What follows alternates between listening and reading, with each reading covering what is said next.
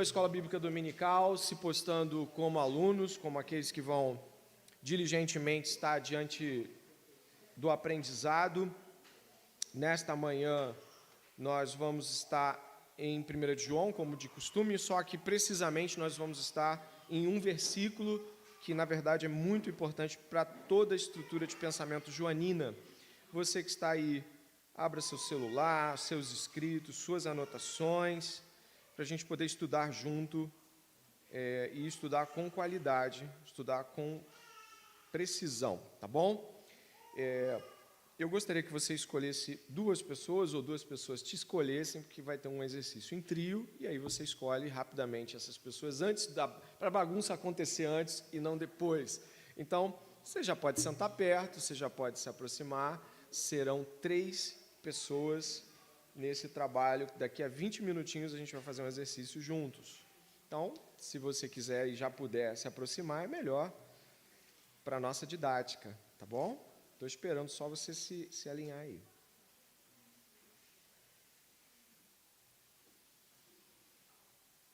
Fica sozinho não, hein? Fica sozinho não. É super difícil, você vai penar, é muito difícil, não faz sozinho não.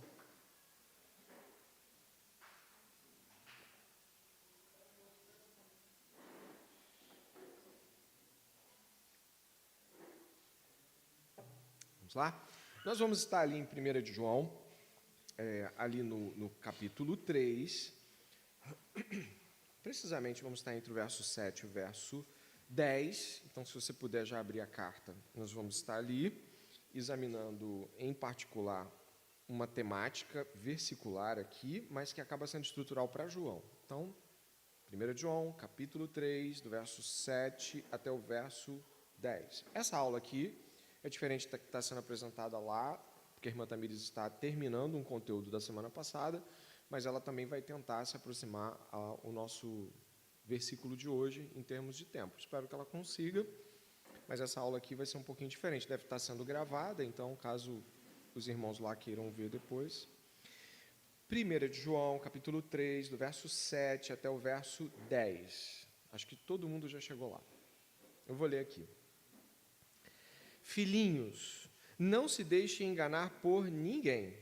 Aquele que pratica a justiça é justo, assim como ele é justo. Aquele que pratica o pecado procede do diabo, porque o diabo vive pecando desde o princípio. Para isso se manifestou o Filho de Deus, para destruir as obras do diabo. Agora todos juntos no verso 9, por favor.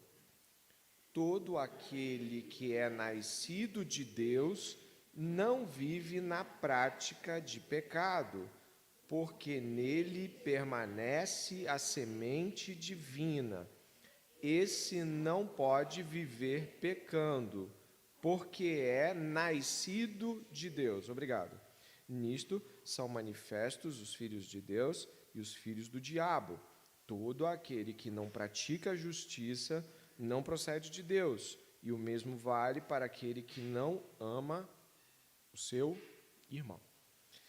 Nosso tema está aqui na tela, a visão de João sobre o novo nascimento, ou ser nascido de Deus. A gente vai estudar isso nessa manhã. Então, se aproxime do tema com profundidade. Perguntas podem ser feitas em dado momento, vai ter essa abertura. E, como cristãos, nós precisamos saber muito bem quando Deus está dizendo algo sobre ser nascido de novo. E eu espero que os nascidos de novo dessa manhã exultem pelo aprendizado. Te convido a uma breve oração. Pai, te agradecemos por estarmos cultuando a Deus e agora precisamente por aprendermos, Senhor, o que quer dizer algo tão importante quanto ser nascido de Deus. Que nosso coração esteja humilde para o aprendizado, que nossa vontade seja de entender melhor para viver de modo mais profundo a fé que o Senhor entregou aos eleitos, Pai. Que cada homem e mulher aqui tenha essa disposição favorável ao ensino das Escrituras. Em nome de Jesus. Amém.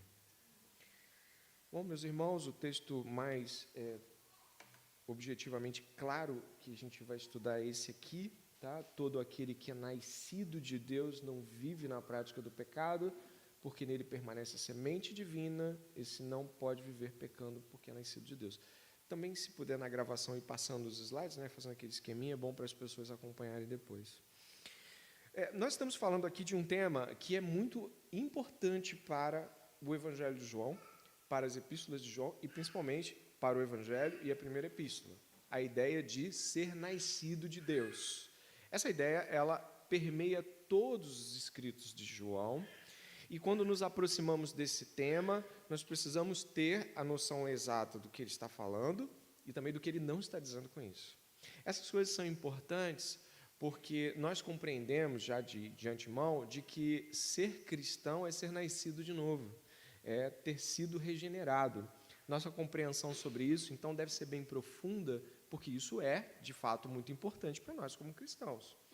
Mas será que a gente encontra isso muitas vezes? Sim, olha, muitas e muitas vezes a gente encontra essa realidade. João repetidamente usa expressões sobre a necessidade de uma regeneração espiritual para entrar no reino de Deus, por exemplo. No Evangelho de João, Jesus conversa com Nicodemos, um líder religioso judeu, sobre a necessidade de nascer de novo. A gente pode marcar João, 1 João e até João, porque nós vamos fazer esse movimento algumas vezes. Vamos lá? João capítulo 3, por favor. João capítulo 3. Nesse diálogo do fariseu Nicodemos com Jesus, nós encontramos aqui o nascido do alto, que é a expressão grega mais próxima, né? Nascer do alto, ou nascer de novo. É um diálogo entre um homem que possivelmente tinha estrutura teológica formada, que era um homem que não estava ali emocionalmente abalado, pelo contrário, ele parece ser muito gentil com Jesus, respeitoso, mas não entende algo que Jesus diz. Diz assim, havia um fariseu, entre os fariseus, um homem chamado Nicodemos, um dos principais dos judeus. Este, de noite, foi até Jesus e lhe disse: Rabi, sabemos que o Senhor é mestre vindo da parte de Deus, porque ninguém pode fazer esses sinais que o Senhor faz se Deus não estiver com ele. Jesus respondeu: em verdade lhes digo que se alguém não nascer de novo, não pode ver o reino de Deus. Nicodemos perguntou: como pode um homem nascer sendo velho? Será que pode voltar ao ventre materno e nascer uma segunda vez? Jesus respondeu: em verdade lhes digo que quem não nascer da água e do Espírito não pode entrar no reino de Deus. O que é nascido da carne é carne, o que é nascido do Espírito é Espírito. Essa conversa de Jesus com o fariseu Nicodemos, ela traz esse impacto sobre a ideia do novo nascimento. Nicodemos parece não entender como isso é possível, ou mesmo o que isso quer dizer em sua mais alta profundidade. Quando examinamos outros textos de João, nós vamos encontrar coisas muito semelhantes. Repare só, por exemplo, os termos equivalentes que ele usa para outros lugares das Escrituras. Dê uma olhada só. Ele vai falar sobre ser gerado de Deus. Estão batendo lá? Você deve lembrar que 1 João, João, o Evangelho, capítulo 1, verso 13, vai falar sobre sermos nascidos de Deus. Se você voltar 2 páginas, você encontra isso. Olha o verso 13, 1,13, os quais não nasceram do sangue, nem da vontade da carne, nem da vontade do homem, mas de Deus. Mais uma vez, a gente encontra a ideia do nascido de Deus. João vai ter outros termos para tratar isso. Por exemplo, em João 5,24, o termo utilizado por Jesus é passar da morte para a vida. Em João 7, 38, 39, receber o Espírito Santo é nascer novamente, em outros termos. O João 1, do 4 ao 7, a igreja pode acompanhar na leitura fazendo voz alta. Vamos lá. Amados, amemos uns aos outros, 1, 4, 7. Porque o amor é de Deus. Todo aquele que ama é nascido de Deus e conhece a Deus. Eu não vou ler os outros, porque os outros vão dizer, em semelhante modo, a expressão nascido de Deus. Tá, pastor, por que você está colocando esse monte de versículos? É para te mostrar a importância, para te mostrar a relevância de saber o significado dessa temática. O que talvez não fique muito claro para nós é como esses movimentos acontecem. Vou te dar um exemplo. o Hendrickson, um autor e comentarista bíblico, ele fala uma coisa muito parecida com outros caras que eu li também, como, por exemplo, John Frame, que é um teólogo mais sistemático e filósofo. Ele fala que o Evangelho de João traz considerações que são, digamos assim, claras, mas que a epístola de João desdobra em termos mais práticos. Por exemplo, quando Jesus fala o que é nascido da carne é carne, o que é nascido do espírito é espírito, é claro que ele está falando de novo nascimento. E aí João pega na primeira epístola e faz assim, e novo nascimento é, quem nasceu de novo ama, quem não nasceu de novo não ama. Ou seja, o Evangelho de João, ele traz muito da teologia de João na primeira carta, mas na primeira carta João aplica aspectos da teologia do Evangelho. Logo, nós vamos ter um movimento entre o Evangelho e a carta que são extremamente importantes de se entender. E eu queria, com isso, fazer a seguinte menção, e aí já bem teológica, por assim dizer. Quando nós encontramos a afirmação, se alguém é nascido de Deus, não vive na prática do pecado, nós encontramos algo muito claro, muito evidente, muito palpável. Então, eu gostaria de fazer uma divisão com você entre o que ser nascido significa objetivamente ou subjetivamente. Mas por que objetivamente? E por que subjetivamente? Existe um aspecto subjetivo no novo nascimento e existe um aspecto objetivo no novo nascimento. O que é subjetivo, o que é objetivo? É uma boa pergunta também. Então, antes de continuar, vamos lá. Quando a gente está falando de algo subjetivo, preste atenção que isso é importante para todas as coisas que você vai trabalhar. O termo subjetivo é amplamente utilizado em diversas áreas do conhecimento, como a teologia, filosofia, psicologia, sociologia, linguística. Ele se refere a algo que está relacionado ao sujeito, ou seja, à experiência individual de cada pessoa.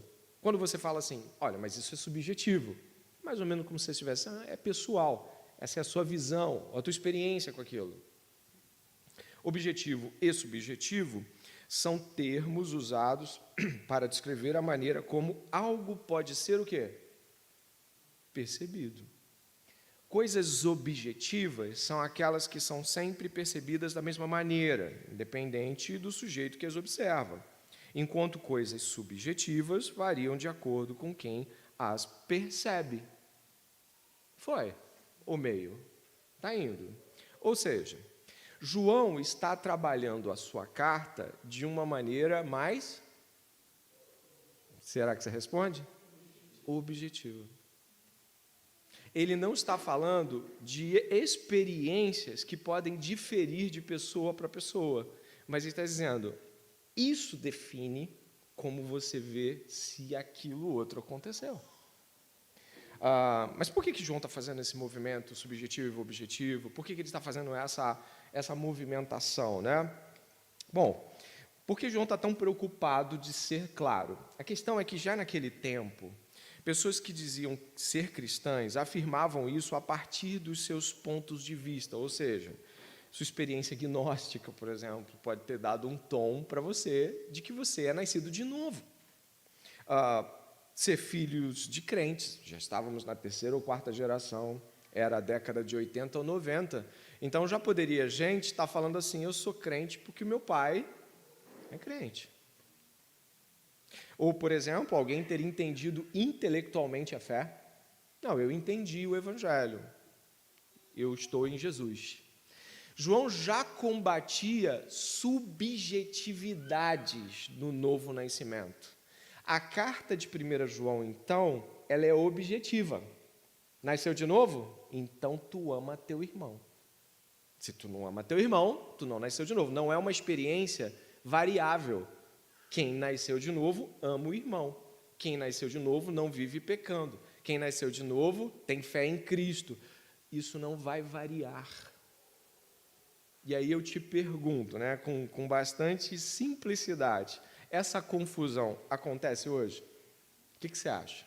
Acontece hoje essa confusão? Fala comigo. É uma escola bíblica. Sim. Você já viu alguém dizendo que nasceu de novo, ou que é crente, né? Por algum motivo que não é joanino, brincando aqui com a epístola? O que você já ouviu sobre alguém dizer, eu sou crente por quê? Fui batizado. Legal, o que mais? Hã?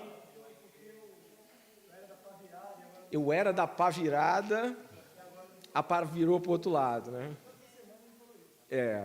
Fala, ali, ó, tá falando ali? Hã? Falaram, houve uma fala. Hã? No moralismo, guarda de determinados moralismos, o que mais? Dizimista, né? A Raquel parou de dar dízimo quando descobriu que... Não parou não.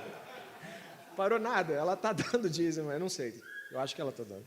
Mas isso são subjetivismos que, quando você vai comparar com a objetividade da primeira epístola, se confrontam.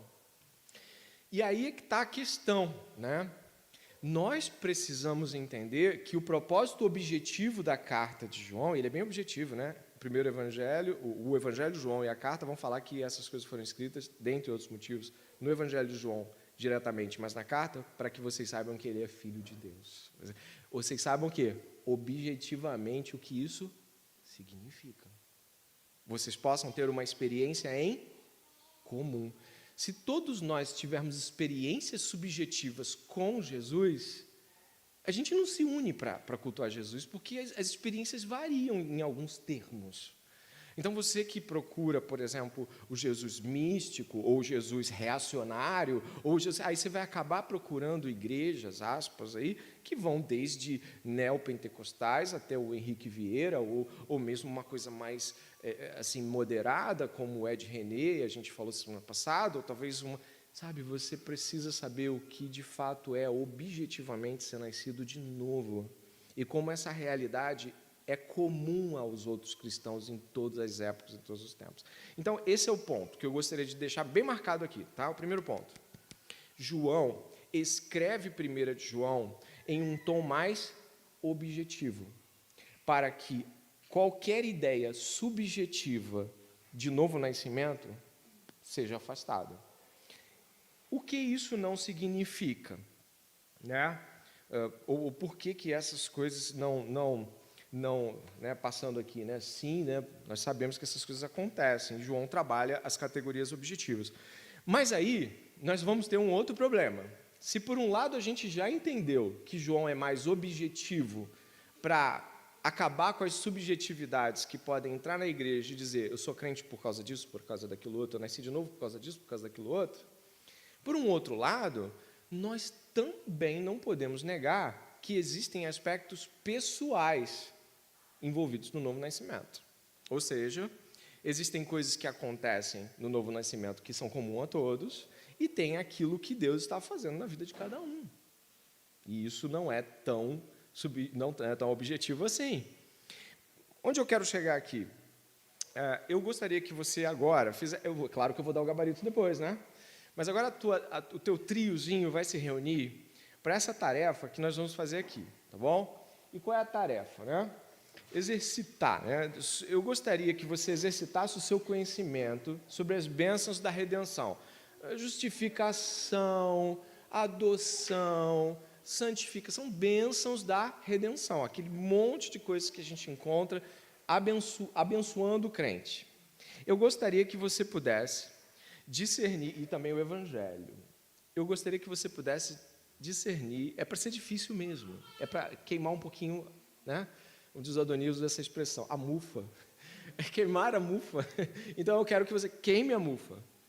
O que é objetivo, por exemplo, na adoção, quando a gente fala de temática cristã? O que é objetivo na justificação? Você não precisa pegar todos, pega uns 3, adoção, justificação, pega a própria regeneração e faz uma diferença o que é objetivo nisso e o que é subjetivo nisso. E pega o Evangelho também. Encontra as duas coisas, vou te dar 10 minutos, é tempo suficiente para fazer isso. Depois eu vou dar o gabarito, fica tranquilo, tem gabarito, tá? Vou escolher uns 2 grupos corajosos, que der na minha cabeça, assim. Vamos lá? 10 minutinhos. Quem não entendeu, eu posso explicar de novo pessoalmente. Eu posso ir até aí e te explicar. Vamos lá, vamos lá. Quem conseguiu fazer aí? Aqui um e ali outro. Eu vou ficar com esses dois que levantaram a mão primeiro. Gabriel, Diego, Rosane.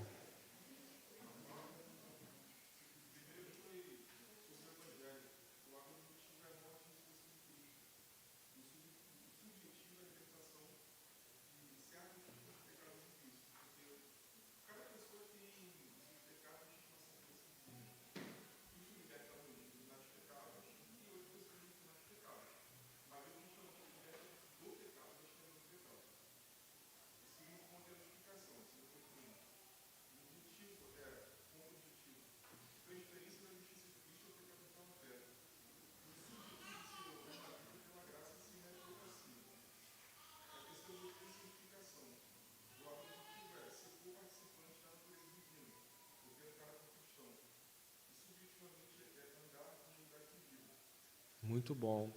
Diego citou junto ao grupo dele a santificação, a justificação, e sobre o Evangelho falou sobre a realidade narrativa do Evangelho e as libertações de vícios, que são variáveis em termos de impacto e a grau e até mesmo de pessoalidade. Muito bom, excelente, é por aí mesmo. Oi? Foi também? Então, se for rapidinho aqui, dá para chegar ali, vai lá.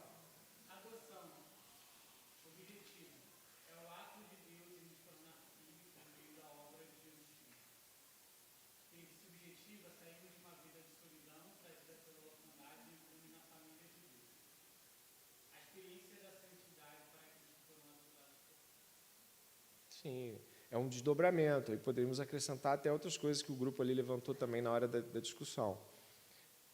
O nosso grupo falou tanto sobre uma perspectiva positiva quanto negativa da utilidade e subjetividade. A gente trouxe o exemplo da conversão.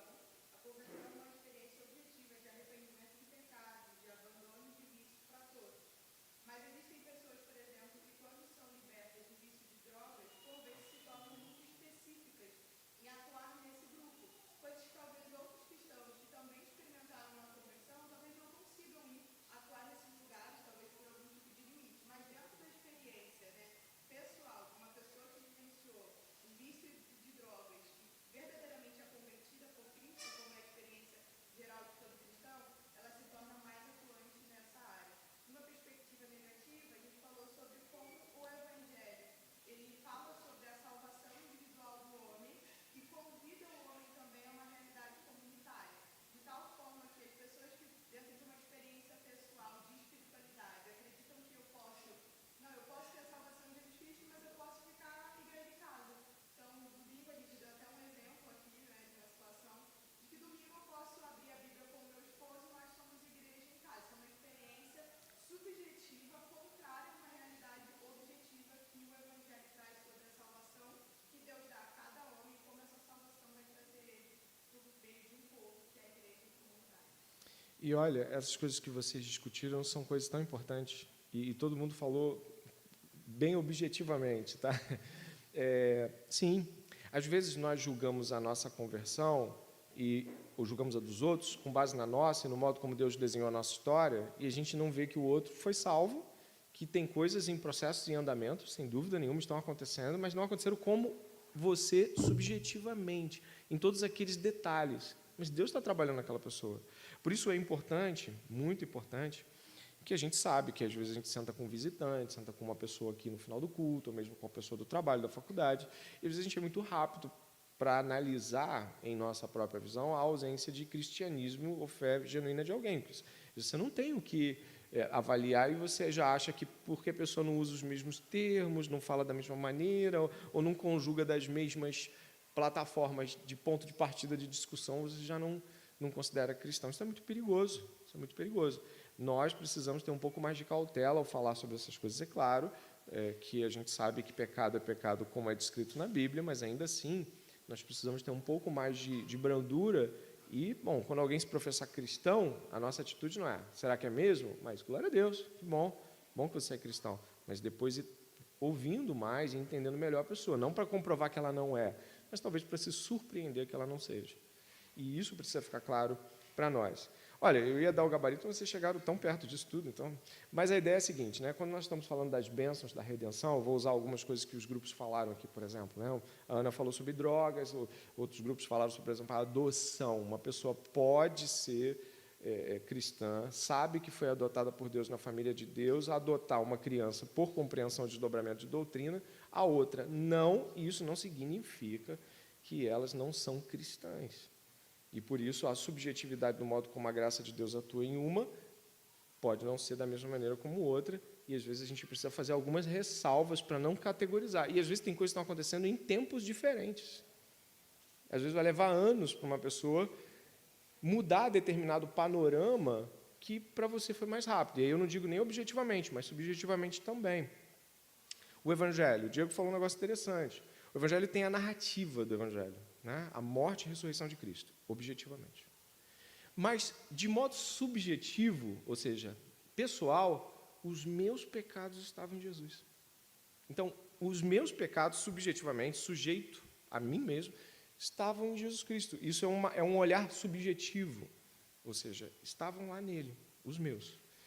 Também a questão que envolve a libertação. Paulo fala assim, já não sou eu quem vive, mas Cristo vive em mim. Isso é uma orientação para todos. Todos devemos ter unidade com Cristo. Mas ele fala assim, eu sou o que sou pela graça de Deus. Mas aí, se você pegar o contexto, ele vai falar do apostolado dele, das coisas que ele sofre, de todas aquelas realidades, que, de certa forma, devem estar refletidas em nossas vidas de maneiras distintas, né? E, por isso, essas questões subjetivas e objetivas, elas são importantes. E aí, foi? Avançou um pouquinho? Claro que a gente pode avançar muito mais nessas coisas, mas com cautela para a gente poder também dar tempo para as outras... Deixa eu ver se dá tempo aqui. Deixa eu ver se... Não sei como é que está a hora. Ih, acho que tem 15 minutinhos aqui. Eu vou terminar às 11. Eu gostaria de ir com os irmãos para a visão joanina de novo nascimento, né? Nós já falamos sobre aspectos objetivos e subjetivos, já falamos que a carta de 1 de João é uma carta objetiva, mas a visão joanina sobre o novo nascimento. Essa visão, ela conta com algumas falas de João no Evangelho. Vamos até lá? A primeira é em João 3,5, por favor. João 3,5, dá uma olhadinha. Jesus respondeu, em verdade lhes digo, quem não nascer da água e do Espírito não pode entrar no reino de Deus. E 3,6 diz, que é nascido da carne, é carne, que é nascido do Espírito, é Espírito. Olha, essa primeira frase ali, água e Espírito, isso já deu tanta controvérsia bíblica. As pessoas falam de um tudo, né? Alguns vão dizer, é o batismo. É o batismo. Só que, durante o ministério de Jesus, a perspectiva batismal que o próprio Jesus foi submetido não é exatamente a mesma perspectiva batismal que vai ser colocada à disposição dos crentes depois. Existem sobrecamadas de percepção que envolvem o que vai ser o batismo, como a própria morte e ressurreição de Cristo aplicada ali figurativamente na morte e ressurreição do crente. Eu não sustento aqui a posição mais colocada à disposição da ordenança do batismo. Eu acho que eu iria aqui, aí, novamente eu cito John Frame e alguns outros, como Carson, falando de purificação.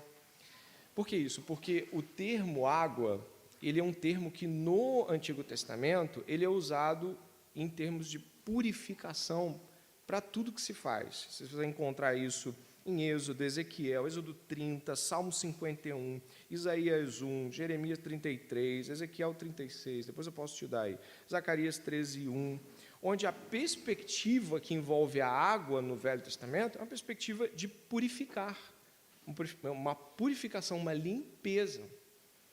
Também fala aqui do Espírito, porque o Espírito Santo é o agente do novo nascimento. Ele é quem entra com vida e nos tira a morte que estava em nossos corações. Então, tanto do ponto de vista da purificação, quanto do ponto de vista do nascimento pelo Espírito, João é enfático aqui em 3,5. E 3,6, dá uma olhada, por favor. O que é nascido da carne é carne, o que é nascido do espírito é espírito. Carne aqui não tem uma conotação positiva. Carne aqui parece estar se contrapondo à ideia de espírito. Se você puder ir até o capítulo 1 de João, por favor, você vai encontrar no verso 13, 1,13 do Evangelho de João, assim. Vou no 1,12 para gerar contexto. Mas a todos quanto receberam, deu-lhes o poder de serem feitos filhos de Deus, a saber, aos que creem no seu nome, os quais não nasceram do sangue, nem da vontade da carne, nem da vontade do homem, mas de Deus. A carne aqui representa a vontade humana que não é perfeita, não é justa, que é passível à corrupção, está corrompida, porque de fato o pecado nos corrompeu. Então, quando nós estamos vendo nascer do espírito e nascer da carne, a gente vê a diferença das vontades exercendo essas questões. Nenhuma vontade humana sequer pode exercer novo nascimento em alguma pessoa. Nem a minha vontade e nem a sua. Nossas vontades são corrompidas. Então, o novo nascimento é um ato de Deus, unicamente pela vontade de Deus. É claro que quando nós nos deparamos com isso, algumas pessoas vão dizer assim, caramba, mas o que acontece quando o impacto do Espírito Santo alcança alguém? O que acontece dentro desses processos? Eu queria até ter tempo para tratar isso, porque eu estudei sobre as linhas que coordenam essas ações. Vem primeiro a regeneração, é a fé, é a convicção, o que vem primeiro? De repente, se vocês quiserem, a gente estica isso na semana que vem. Eu acho bem legal. Você gostou, né? Eu também gostei da ideia. Ainda mais assim, que assim, as linhas são diferentes, mas tem umas coisas que se combinam. Mas o que de suma importância eu gostaria de ficar hoje, já que é uma escola bíblica dominical, tem um objetivo de nivelamento, existem pessoas aqui de vários níveis de teologia e percepção, chegada na fé, então é importante que algumas coisas estejam no mesmo lugar. João, ele vai tratar objetivamente de que purificação, vontade do Espírito, não vontade do homem, são as realidades que operam o novo nascimento. Mas e a carta de João? Afinal, a gente está na carta de João. O que a carta de João nos traz? A carta de João nos traz o seguinte, e aí eu passo aqui para vocês. Não sei se ainda passo. Deixa eu ver. Estou apontando. Agora foi. Eu não sei se tem alguém na frente. Beleza. João nos passa as seguintes questões. 1 João 4,7. Aí vamos até a epístola, já deixamos ela um tempo sozinha lá. Voltei. 1 João 4,7. João fala o seguinte: amados, amemo-nos uns aos outros, porque o amor procede de Deus, e todo aquele que ama é nascido de Deus e conhece a Deus. Quem não ama não é nascido de Deus. É objetivo. Não ama como? Capítulo 4 vai falar. Não ama como Jesus nos amou. Jesus nos amou sacrificialmente, nos amou integralmente, se doou para nós. Ele se sacrificou em nosso favor. Então, esse é o amor requerido dos filhos de Deus. 1 João 5,1.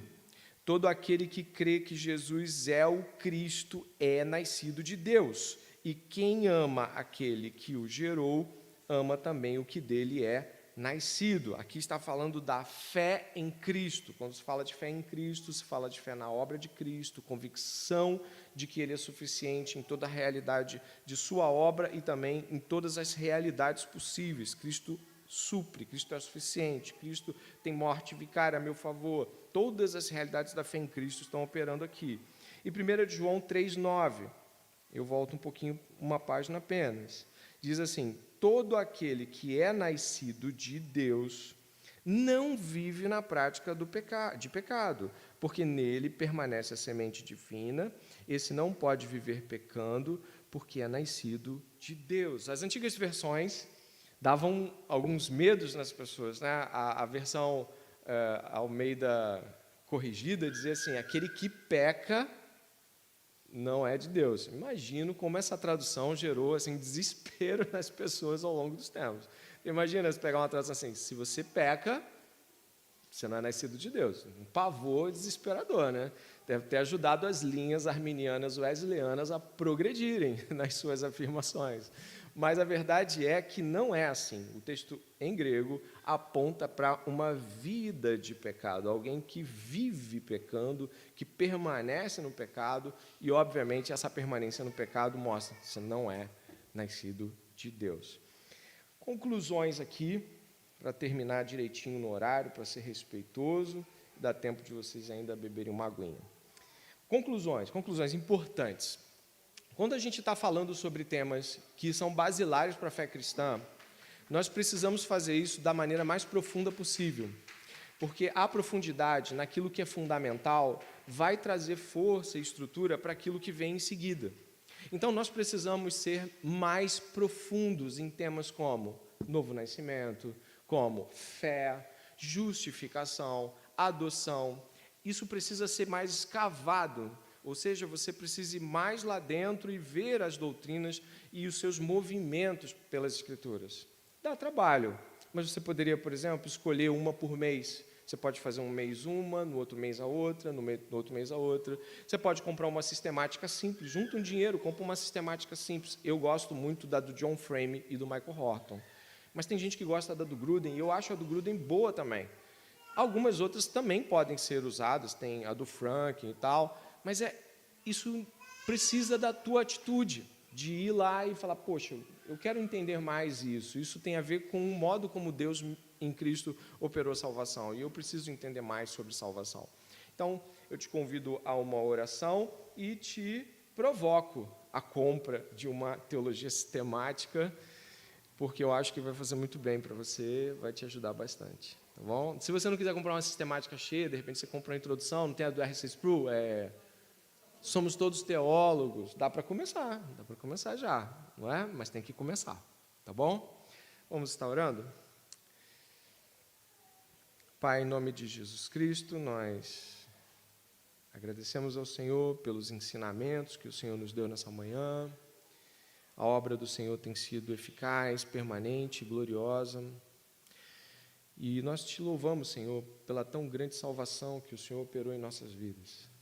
Tem muita coisa ainda que precisa mudar, sim. Tem muita coisa que o Senhor precisa operar, sim, porque o Senhor tem nos provocado essas mudanças. Mas hoje aqui já podemos olhar para trás e dizer, bendito seja o Senhor. Bendito seja o Senhor que operou grande transformação.